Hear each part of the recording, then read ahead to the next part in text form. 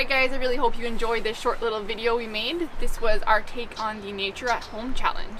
Yeah, the Nature at Home Challenge is organized by Keenan and Ashley from Canoe The North. If you don't know who they are, they're wonderful people, so check out their YouTube channel and Instagram page. The challenge is basically to spread positivity and for everyone to get outside in their own backyard and show their perspective of the beauty that's around us. So if you're interested in doing it, feel free to upload your photos or videos to Instagram or YouTube and tag Canoe The North and use the hashtag Nature at Home Challenge.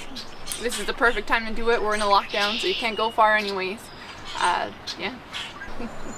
Alright everyone, we hope you enjoyed the video. If you did, please consider liking, commenting, and subscribing. If you like canoe trips, camping, backcountry camping, fishing, hunting, bushcraft, all that kind of stuff, me and my wife both make videos, whether it's together or we do our own solo trips every once in a while. So we hope to see you on the next video. Take care.